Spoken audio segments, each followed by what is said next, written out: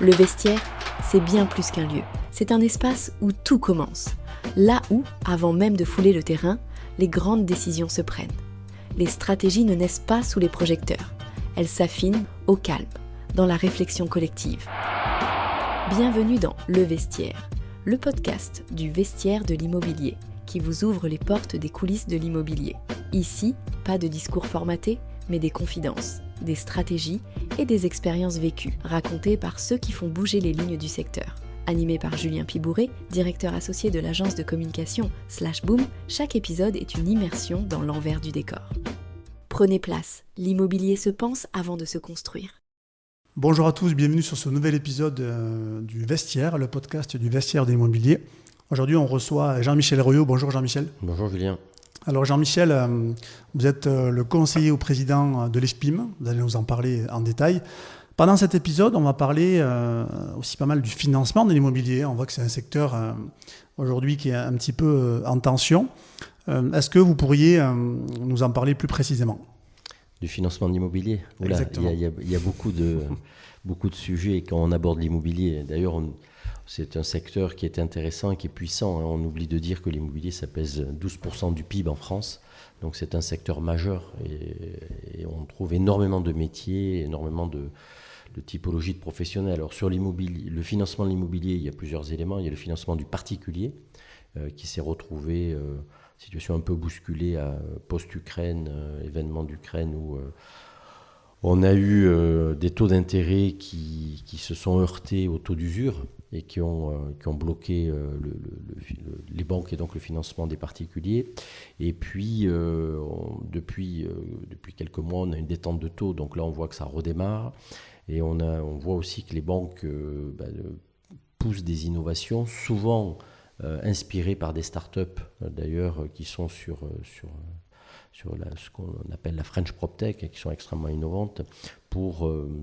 Je cite ce point-là parce que ça me paraît très intéressant. Il y a de nouvelles perspectives, de nouveaux modes de financement que proposent les banques, et en particulier pour s'adresser à un public qui est solvable et qui n'est pas obligatoirement financé parce que le statut n'est pas un CDI ou un fonctionnaire, mais des modalités, je dirais, plus récentes, de type auto-entrepreneur, entrepreneur, intérimaire,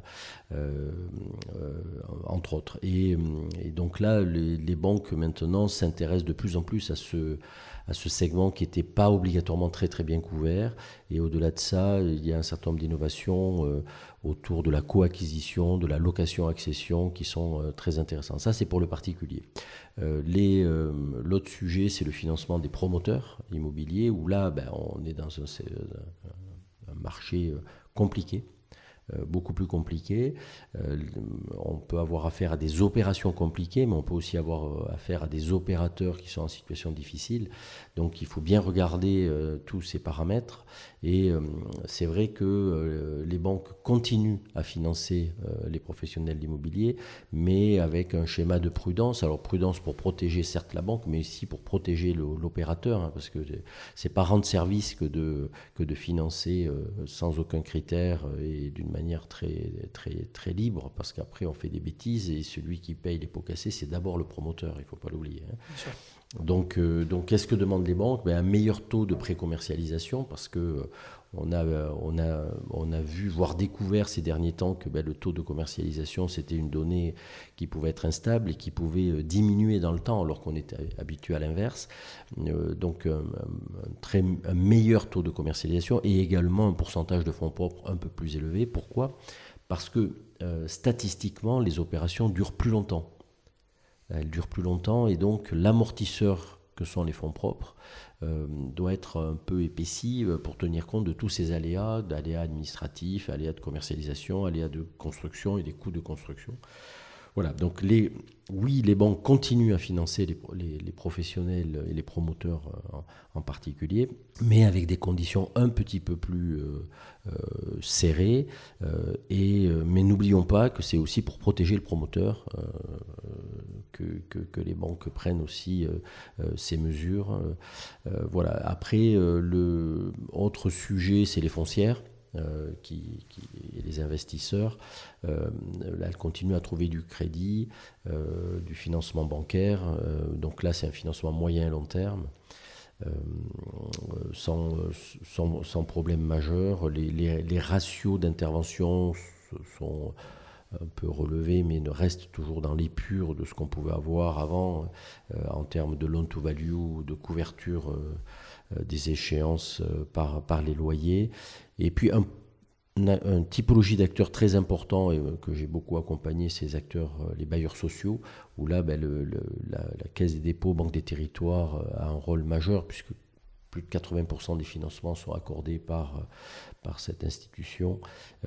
Et les banques dites commerciales, qui sont pour la plupart les banques mutualistes et la Banque postale, ces banques-là font le complément. Et là, on peut dire aujourd'hui que ces acteurs-là continuent à avoir un accès au crédit assez facile. Le livret A vient de baisser. Donc c'est vrai qu'on s'appuie aussi beaucoup sur ces acteurs-là comme investisseurs, et ces acteurs-là, rappelons-le, travaillent en étroite relation avec les promoteurs, puisque la VFA dans certaines régions dépasse allègrement les 50%, donc on voit bien que leurs destins sont quand même très liés. D'accord, très bien. Merci pour cette première introduction. Si on revient un petit peu sur notamment ce que fait l'IFPIM. Voilà. Est-ce que vous pourriez nous donner, on a parlé un peu du financement bien sûr du particulier, du professionnel, quelques éléments un peu plus en profondeur sur les actions de cet institut. Pour présenter l'IFPIM. Alors l'IFPIM, c'est d'abord une association qui s'appelle l'Institut de financement des professionnels d'immobilier, qui a 13 ou 14 ans maintenant, pas loin de 14 ans, qui est présidée par Olivier Colonna d'Istria, qui est également président de la SOCFIM, qui est la banque spécialisée du groupe BPCE pour le financement des professionnels d'immobilier. L'IFPIM, on a un comité directeur où on va retrouver les différents représentants des segments qui interviennent dans cette activité principalement B2B du financement des professionnels d'immobilier.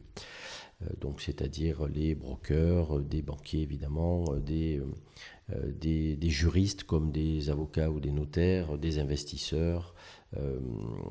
On a des cabinets conseils, on a véritablement une bonne représentativité. Alors aujourd'hui, on n'est pas loin de 80 membres. On a tous les groupes bancaires, y compris Banque des territoires, Caisse des dépôts, sont membres de l'IFPIM. Et ça, je dirais que c'est le socle, puisque la lettre importante dans l'IFPIM, c'est le F de financement. Et à côté de ces acteurs-là, on a à la fois des opérateurs promoteurs, on a des foncières, on a des brokers, on a des notaires, on a des avocats. On va avoir des brokers, je pense que je l'ai déjà dit. On a également des cabinets conseils. On a des fédérations professionnelles comme la FPI, la FFB Pôle Habitat. On a l'UNAM, l'Union nationale des aménageurs. On a la FIMO, qui est la Fédération des foncières.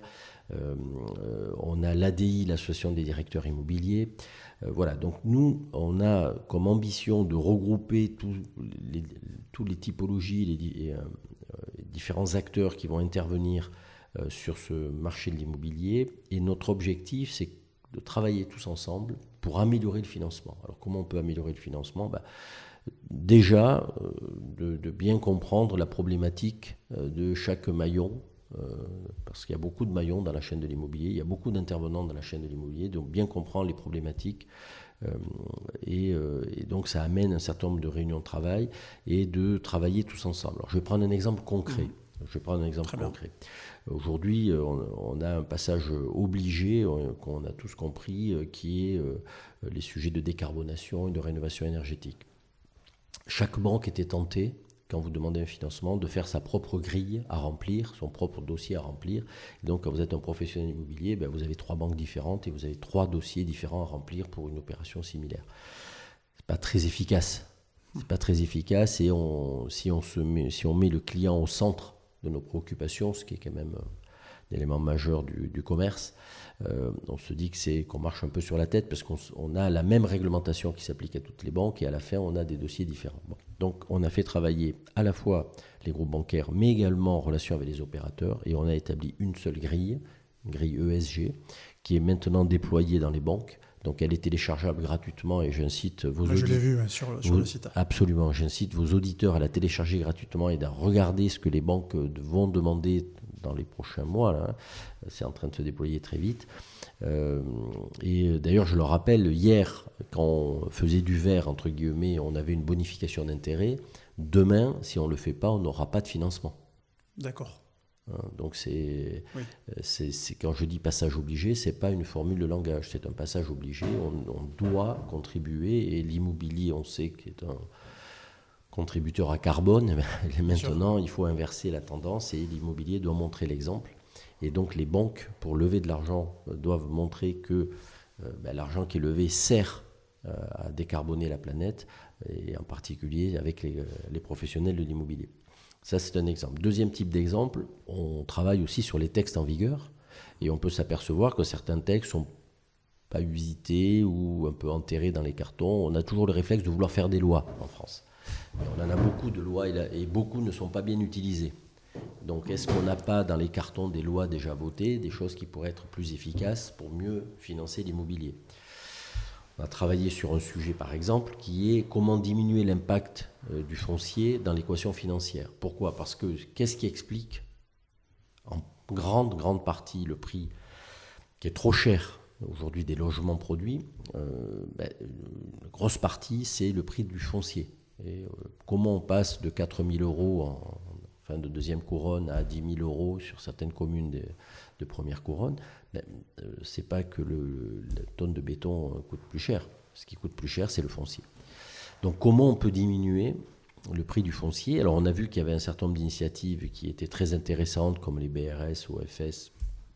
Alors, il y a beaucoup de collectivités développent, la ville de Paris est très en avance là-dessus sur des modèles de baux à construction, de bail amphithéotique, qui sont extrêmement intéressants. Et donc on a fait travailler un certain nombre de nos membres avec évidemment beaucoup de juristes pour regarder quels sont les textes, sur quoi on peut s'appuyer, comment on peut développer ce type de, on va dire, démembrement temporaire du foncier pour du coup faire peser un minimum sur les ménages qui au final achètent et qui eux ont eu des revenus qui n'ont pas connu la croissance qu'a connu le prix du foncier et donc de l'immobilier.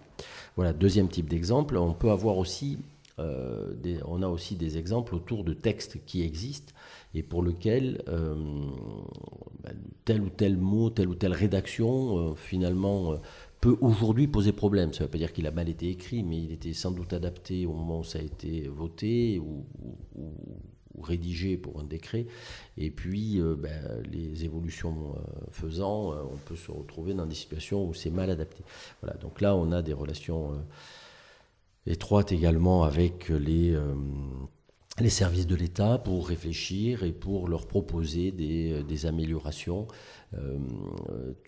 sachant que nous, on ne travaille pas sur les sujets de fiscalité, de solliciter Bercy. On considère que notre économie, notre industrie doit pouvoir s'autoporter. Intéressant. J'aimerais revenir sur les critères. Parler de la grille ESG qui a été fait par votre institut. Est-ce qu'on pourrait donner quelques exemples de critères que les banques vont regarder aussi pour financer, par exemple, un promoteur ? D'abord, on finance une opération. Oui, c'est vrai. Voilà, donc quand on finance une opération, je peux même vous expliquer un peu comment ça se passe. Donc, on va déjà regarder la santé financière de l'opérateur. Et trop souvent, on l'a négligé entre parenthèses. Je pourrais vous en parler si ça vous intéresse, puisqu'aujourd'hui, on se retrouve avec dans certains cas, des situations extrêmement compliquées, des opérations qui ne se terminent pas. Voilà. Donc, on va regarder l'opérateur et ensuite, on va regarder l'opération. L'opération, on va mettre en place un certain nombre de critères financiers sur l'opération qui, je vous le disais, n'ont pas beaucoup changé. Et on va aussi regarder des éléments relatifs à la grille ESG. Donc là, en fait, on va étudier un certain nombre de critères. Alors cette grille, elle est riche parce qu'elle a au moins 150 questions, mais ne vous affolez pas, les 150 questions, c'est au cas où vous fassiez une opération qui couvre tous les sujets de l'immobilier, c'est-à-dire du tertiaire, du bureau, de l'activité, du logement, ainsi de suite. Donc à partir de vous avez des critères de choix, et quand vous êtes sur du logement, vous n'allez pas répondre à des sujets sur l'immobilier. Donc ensuite, est-ce que c'est une opération qui est transformée? Donc on part, vous savez qu'on est quand même sur des schémas de plus en plus de reconstruire la ville sur la ville. Donc ce qui est acquis, on part de quelle étiquette et on va aller vers quelle étiquette, quel type de matériaux vont être utilisés, en matière de consommation, d'économie d'énergie, qu'est-ce qui est prévu. Vous voyez, donc c'est tous ces critères-là qui sont assez classiques et de bon sens, mais qu'il convient de formaliser pour démontrer que on va passer d'un immeuble qui est peut-être en E ou en F ou en G à quelque chose aujourd'hui qui va être au standard des meilleurs A ou B et qui va donc permettre de verdir, contribuer à verdir la planète. Intéressant. Et nous, on le constate dans ce qu'on fait avec le vestiaire de l'immobilier. Est-ce que les professionnels sont vraiment concernés et informés de ça? Alors, parce que souvent, nous... on parle toujours des promoteurs. Oui. Alors, il y a 2600 promoteurs en France. Donc, il y en a effectivement beaucoup. Ça s'est beaucoup développé ces 10 dernières années. Et je lisais sur un site professionnel que ces 2600, ça fait 29 000 emplois. Donc si on fait une règle de 3, on s'aperçoit que le promoteur est un acteur de petite taille. C'est d'ailleurs sans doute pour ça que un promoteur, c'est très agile.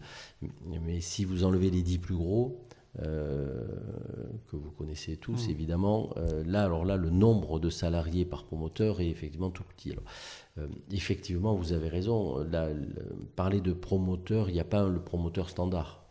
Des promoteurs qui ont plusieurs centaines, voire 1000 collaborateurs, et vous en avez certains que je connais qui sont très bien d'ailleurs. Ce n'est pas le critère de taille d'ailleurs, si vous voulez qu'on parle d'incidents, les promoteurs, ce n'est pas le critère de taille aujourd'hui qui est la valeur explicative des problèmes financiers, pas du tout. Mais vous avez des promoteurs qui peuvent être seuls, une seule personne. Donc mécaniquement, l'information, elle ne se diffuse pas de la même manière, parce que quand vous êtes dans une grande structure avec plein de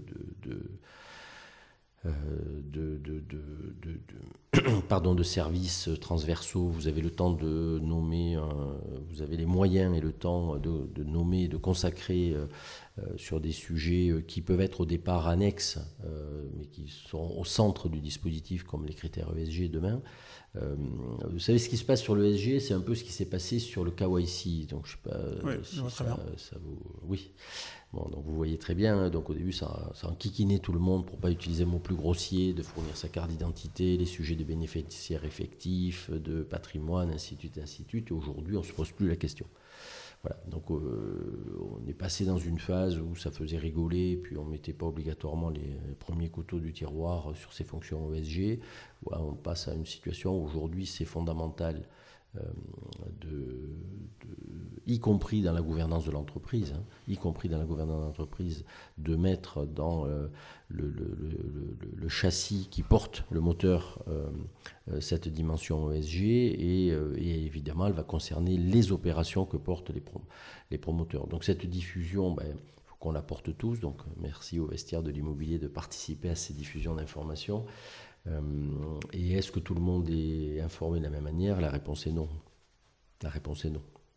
Mais les fédérations y travaillent, les banquiers y travaillent, dans les congrès, on est partenaire du CIPCA avec l'IFPIM, donc, qui est un salon du bas carbone, qui est un salon plutôt récent et qui a mis cette démarche bas carbone au cœur de ces rencontres, ce congrès professionnel, participe aussi à la diffusion et à la vulgarisation de cette information qui peut paraître un peu abscon au départ.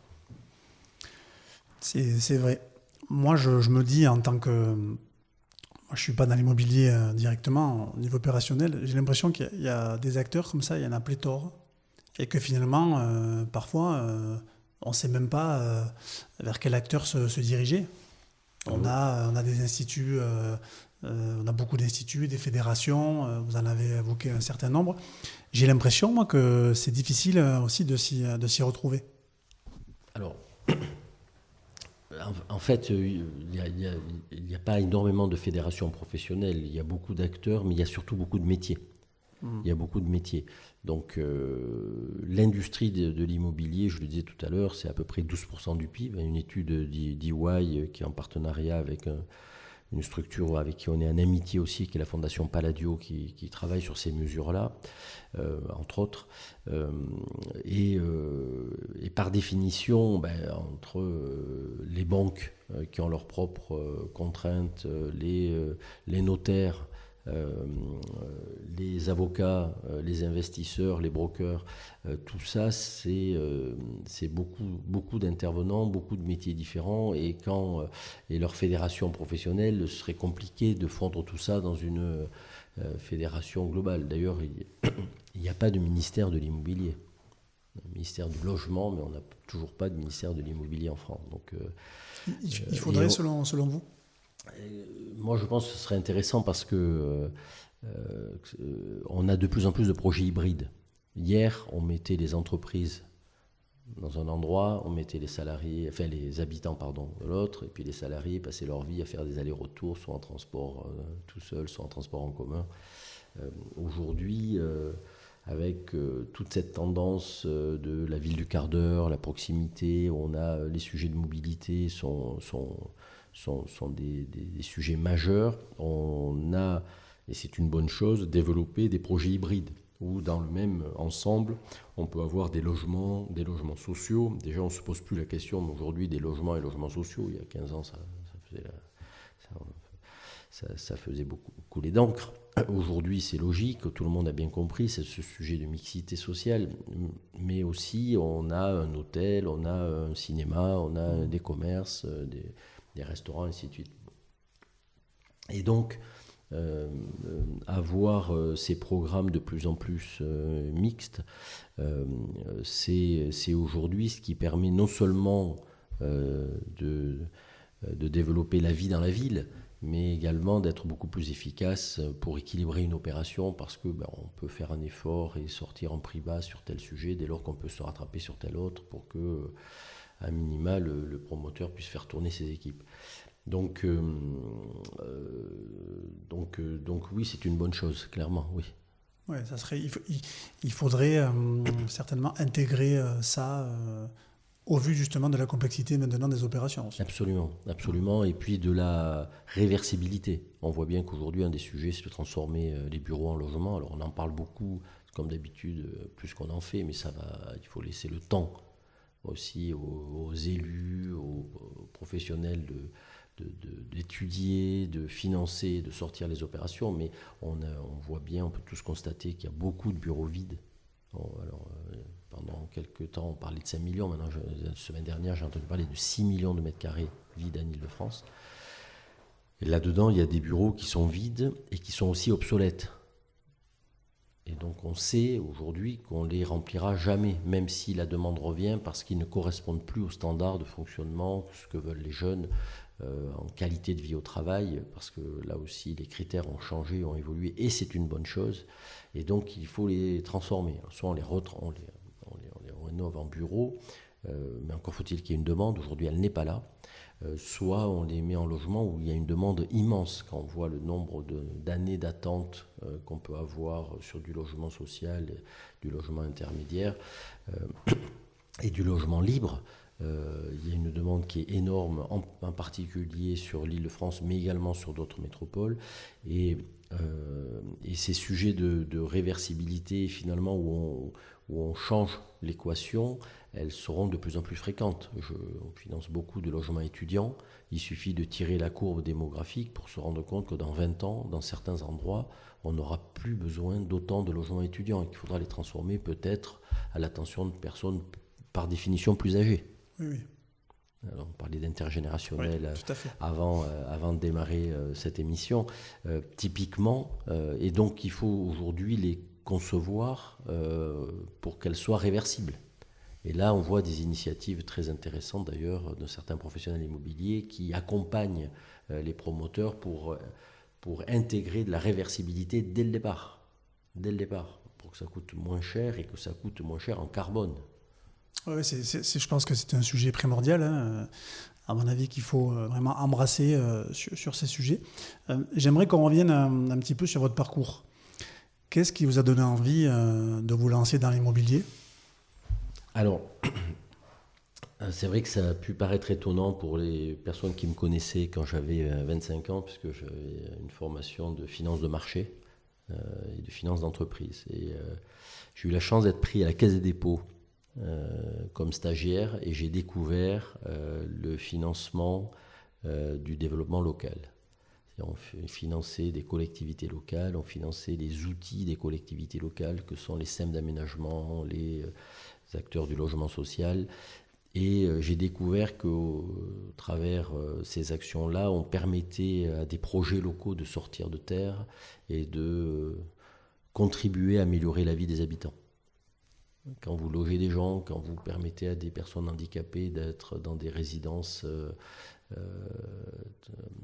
tout à fait correctes, vous leur changez la vie. Quand vous permettez à des personnes âgées d'avoir accès à des EHPAD, alors que là, on voit que c'est de plus en plus difficile, même si on a tous à cœur de rester le plus longtemps à la maison, c'est quand même difficile à un moment donné, mais également de financer des projets de sport, d'équipements sportifs, de logements sociaux évidemment, d'accueil d'entreprises, parce que c'est bien de se loger, mais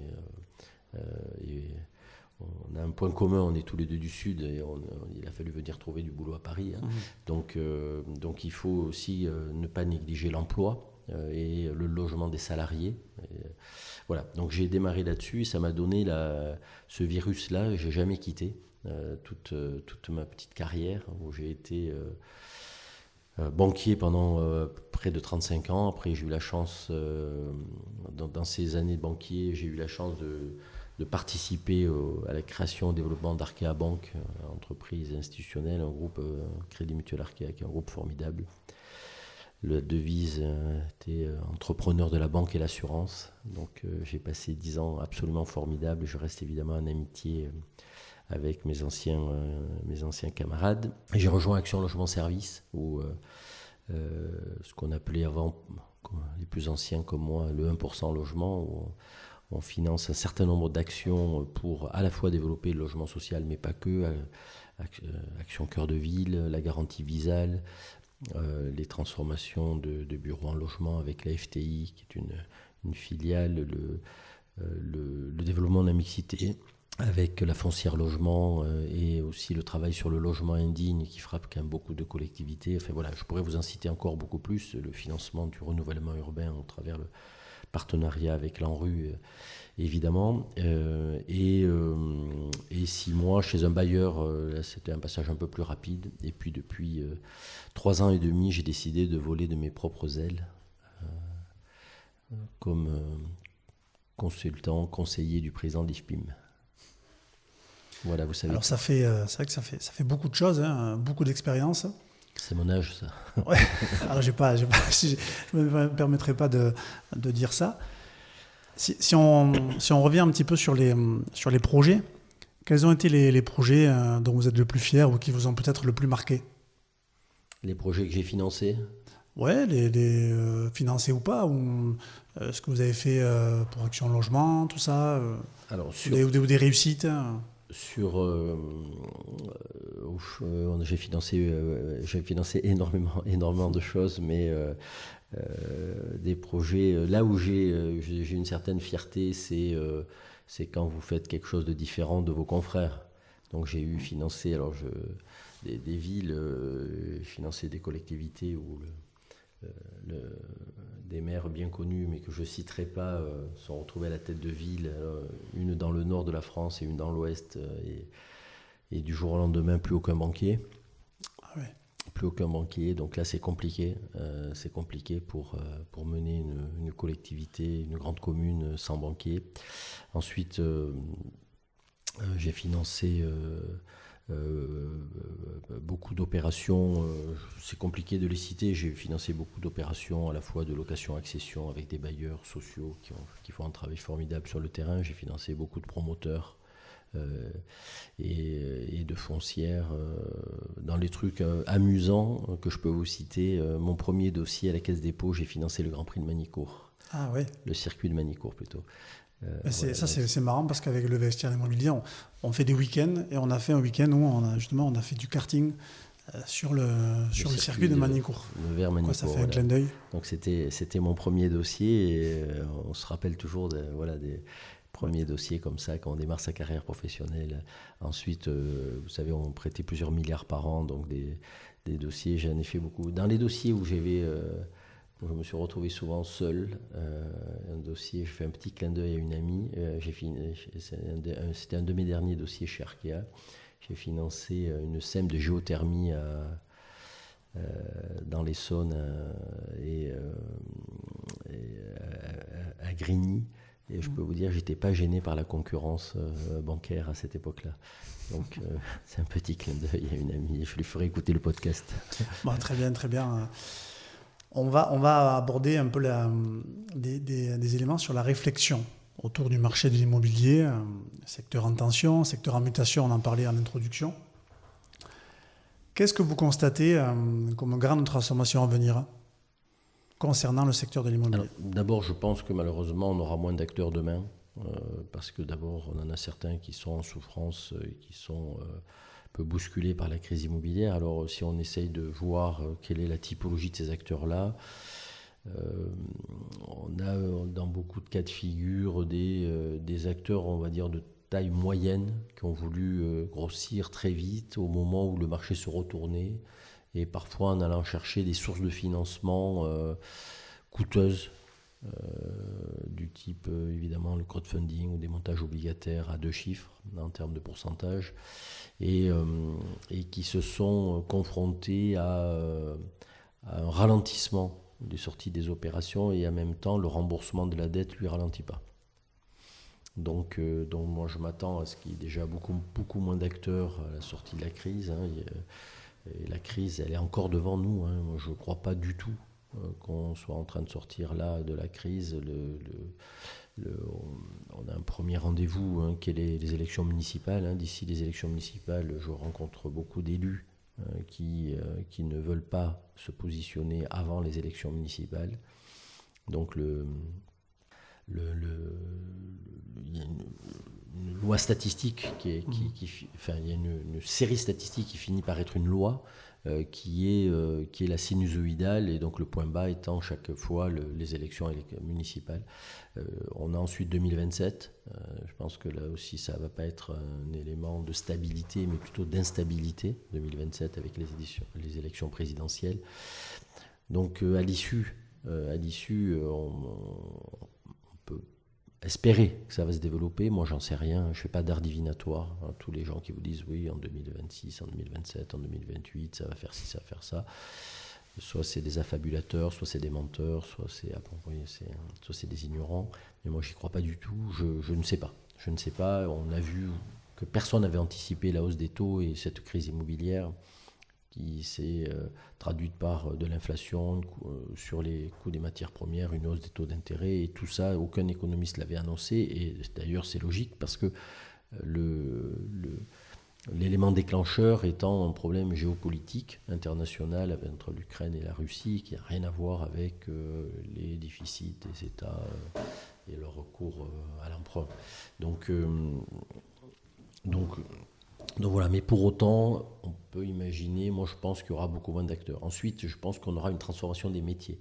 La reconstruction de la ville sur la ville, d'ailleurs on voit qu'un certain nombre ce pas de côté a déjà été fait par un certain nombre de promoteurs qui créent soit des équipes spécialisées, soit des filiales spécialisées pour finalement ne plus aller chercher le diffus ou répondre à des gros appels d'offres d'aménageurs. Il y a de moins en moins de ZAC aujourd'hui lancés. Et le ZAN ne va pas améliorer ce développement de grosses zones d'aménagement. Mais on est dans un schéma de reconstruire la ville sur la ville, donc de reconstruire à partir de friches, de reconstruire à partir d'immeubles vétustes, de quartiers en difficulté, mais aussi les entrées moches.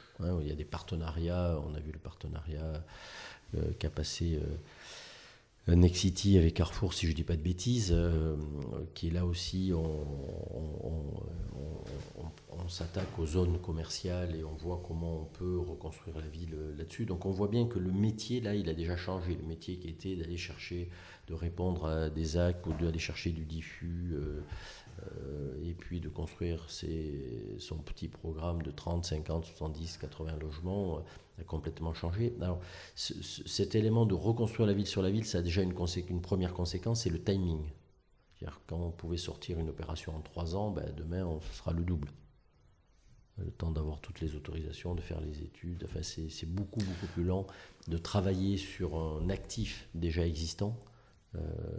Parfois le PLU n'est pas compatible, parfois les élus n'ont pas bien compris les objectifs des promoteurs et aussi le marché, l'évolution du marché. Un élément tous les élus n'ont pas conscience, à mon avis, à la situation dans laquelle on se trouve, en particulier au niveau de l'entreprise, des implantations d'entreprise, des bureaux, de l'activité. Donc, ce pas de côté, là, il est aussi en cours, mais tout le monde n'avance pas à la même vitesse. C'est comme avec l'IA. Le train a démarré, certains sont dans les premiers wagons et d'autres ont encore le temps d'y rentrer, mais ils ne sont pas encore montés dans les wagons. Donc là, c'est pareil, certains promoteurs sont en train d'évoluer vite. Alors heureusement, c'est des petites structures, donc par définition, un promoteur, c'est agile, mais encore une minorité pense qu'on va faire comme avant. Et je pense que moi, ça, c'est révolu. Deuxième cas de figure, c'est des évolutions vers des propriétaires d'actifs, où le promoteur sera demain la direction immobilière AMO, un appui de grands propriétaires d'actifs. Et ces actifs-là, pour toutes les raisons qu'on a expliquées, doivent être transformés. Et ce métier transformateur de l'immobilier, en fait, c'est assez bien maîtrisé par les promoteurs, mais et beaucoup moins par les grands propriétaires d'actifs. Et donc, on a des partenariats à trouver là, qui seront sans doute moins rémunérateurs pour le promoteur, mais beaucoup moins risqués, parce que là, on ne mise pas de fonds propres. Mais il est important que cette expertise-là, elle soit mise à disposition alors, de ces grands propriétaires. Et ces grands propriétaires, ça peut être aussi des ETI, qui sont dans différents secteurs d'activité qui n'ont rien à voir avec l'immobilier, mais qui possèdent beaucoup d'immobilier pour leur exploitation, leur fonctionnement. Et donc cet immobilier, on voit par exemple des distributeurs de matériaux de BTP par exemple, qui avaient des implantations à proximité des villes, qui aujourd'hui se retrouvent en plein centre-ville. Pourquoi ? Parce que la ville, elle s'est agrandie, elle s'est étalée, et aujourd'hui, c'est plus fonctionnel. On ne peut plus faire rentrer les camions, ainsi de suite. Donc il faut transformer, en faire autre chose. Là, ce n'est pas leur métier. Donc auprès de qui on puisse appuyer, là, il peut y avoir des partenariats très intéressants. Et certains promoteurs commencent à se mettre dans ces schémas de direction immobilière partagée, voire augmentée, un accompagnement de ces propriétaires d'actifs. Donc moi, je crois que ces sujets-là me paraissent extrêmement intéressants à creuser. Et puis, il y a le développement de ce qu'on appelle l'immobilier géré ou l'immobilier opéré. C'est-à-dire qu'on voit que la notion de service, on parlait de coworking, d'habitat partagé, d'intergénérationnel, co-living, alors qui défraye des fois la chronique, mais on voit que sur ces schémas-là, en fait, on a à la fois un promoteur, mais aussi on a quelqu'un qui va se mettre du service. Et de la souplesse. Les entreprises, si je prends l'exemple du coworking, délaissent des bureaux et sont de plus en plus friands du coworking.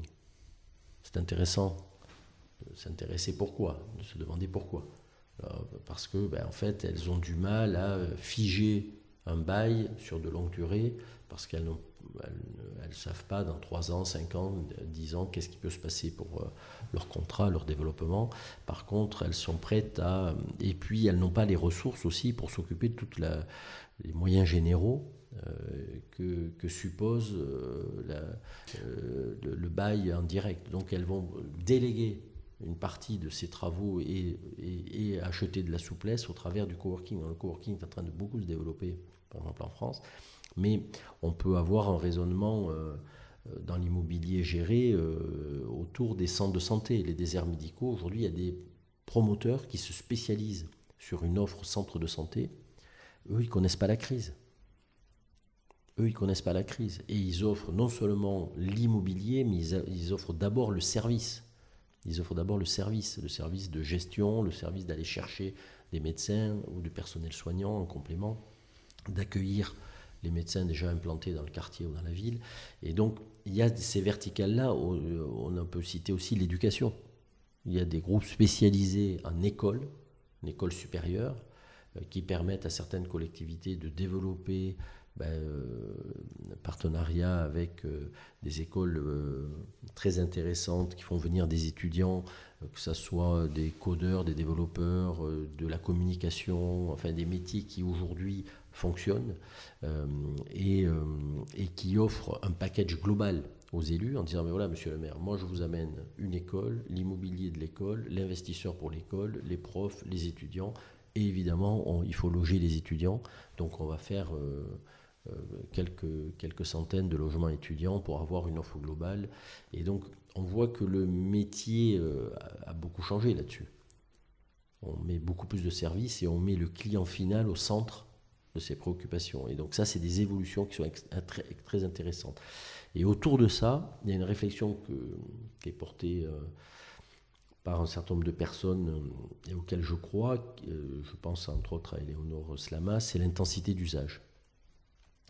Une des façons d'être dans les critères ESG, mais également d'avoir un taux de rentabilité intéressant, c'est de travailler sur l'intensité d'usage. Aujourd'hui, il y a trop de gâchis de l'immobilier vide.